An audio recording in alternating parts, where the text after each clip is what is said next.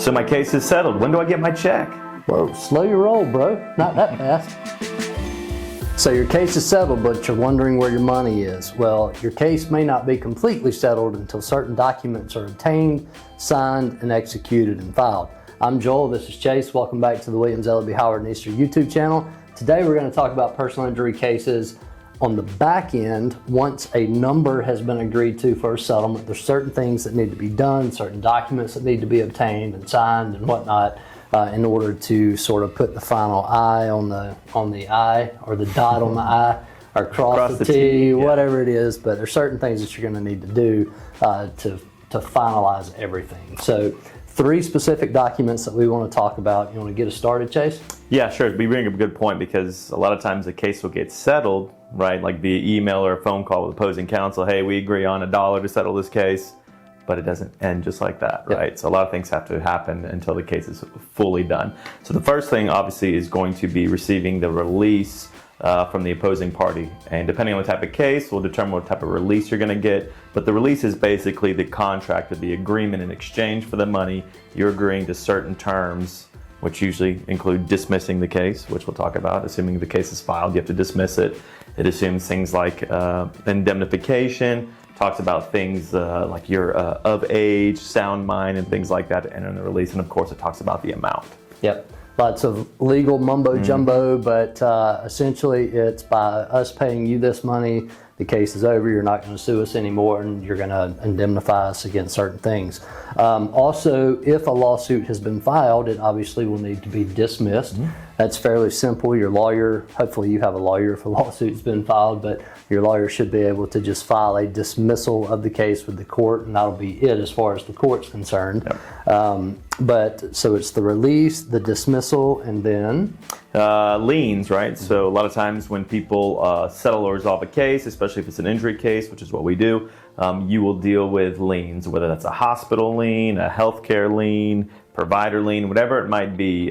Those need to get taken care of when the case gets resolved. Yep. So as far as documents are concerned, when it comes to liens, you're going to want to get it in writing, especially if there's a reduction. So say, you know, you owe Dr. Smith $5,000 from the settlement. If Dr. Smith has agreed to accept $3,000, you want to get that in writing. And then once it's time to cut the checks and distribute the money, your attorney will have that in writing, and he can pay that $3,000 reduction to Dr. Smith. But any kind of lien, compromised lien that allows you to pay less needs to be in writing. And then also sometimes lien holders, if they're holding all the chips and they don't have to negotiate, they won't.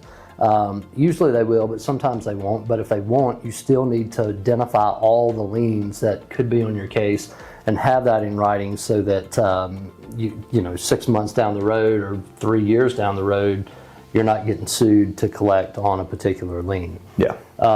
So dismissals, releases, lien paperwork, and then finally, when it comes time to write the checks and distribute all the money, good attorneys, ethical attorneys, attorneys that aren't trying to hide anything from you, that's just going to be an open book for you, should give you what we call it a disbursement statement. Some attorneys call it a settlement statement, that will explain different things to you and show you where all the money goes. So do you want to take us through the different things that are shown on a normal settlement statement? Yeah, and I typically tell my clients, these are like your giant receipts, right? It talks about literally where every penny is going, and it's itemized out. So you have the gross amount of the settlement minus the attorney's fees, which is whatever the contract rate is that you and your attorney decided on, and then literally list down to the cent what the case expenses might have been, whether that's filing fees, deposition costs, getting medical records, postage, whatever it is.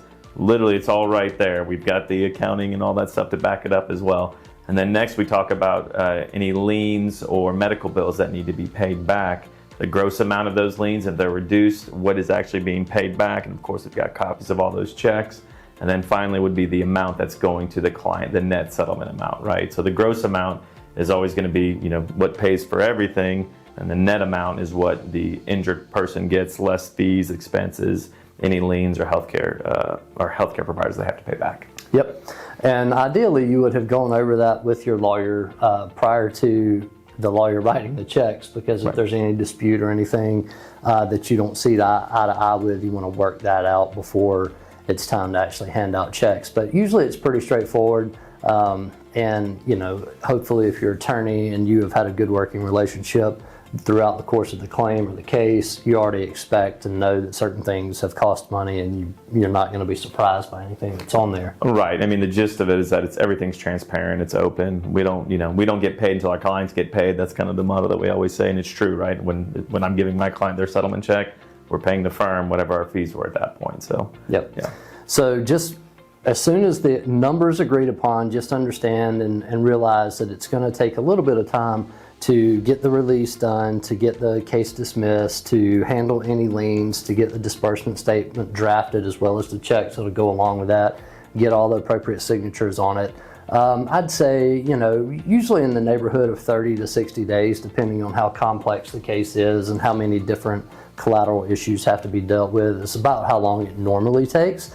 So just go ahead and build that into your mind if you settled your case, and, you know, let's say you settled your case and it's 2 weeks after that and you're like, where's my money? Well, there might be certain things that are needing to be handled before that money can actually be dispersed. But I think that's about it for this video. You got anything else? No, I think we covered it. All right, cool. Well, if it's been helpful to you, give us a thumbs up, hit that subscribe button. Otherwise, we will see you next week for some more personal injury tips. As personal injury lawyers, we love what we do, and we're happy to share the experience we've gained in personal injury law. To help our family, friends, and YouTube subscribers, we've shared over 300 personal injury videos covering various injury topics.